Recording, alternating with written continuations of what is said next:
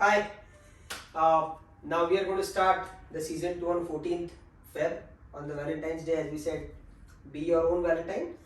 There will be some terms which I will be using time and again in the videos, and I thought let me give you a small 2-minute video on the different terminologies which I will be using so that you are familiar and you really understand what I am doing in the videos. So, first of all, first part will be about the body anatomy. Certain you might know most of the body parts I'll be talking, but there might be some terminologies which you might not know. So let me start from the bottom.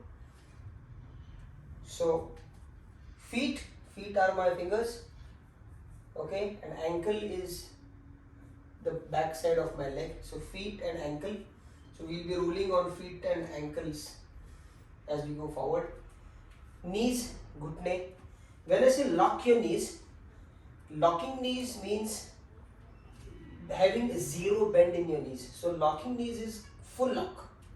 So you will see the knee is completely locked. It doesn't move. If it is normal leg, you can move your kneecap. But when your knee is locked, you can't move the kneecap. Okay, so knee locked.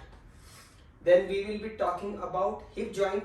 This is the hip joint where your legs meet your torso, the upper half of the body.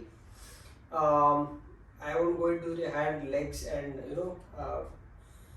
yes. So we will also be talking about thoracic spine.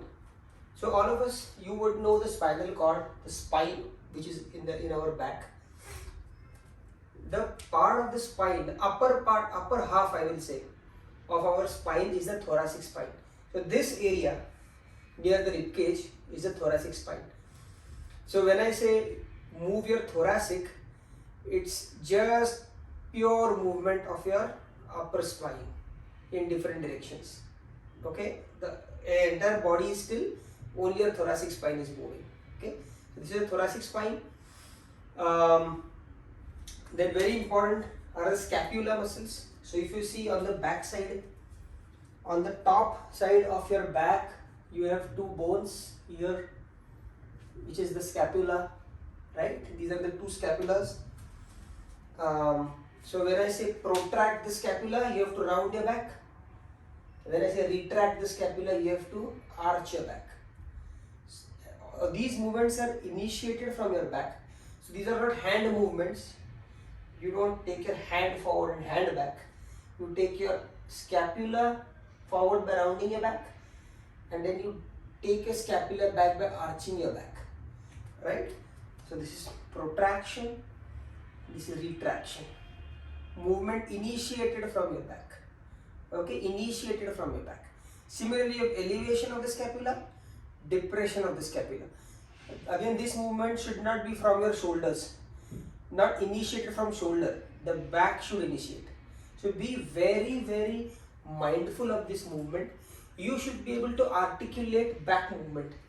When I'm saying elevation, it's very easy to just move, move your shoulder up and down. Shoulder will move automatically. Your back should move up and down, so the shoulder moves. Visually, both looks the same, right? But you'll feel when your back is actually initiating the movement. So protraction, elevation, retraction, depression. Okay, that is one movement we should be talking time and again. Then we will be talking about external and internal rotations of the hands and legs. So I will tell you about the hands first, so that you will be able to know what it takes to externally and internally rotate the legs.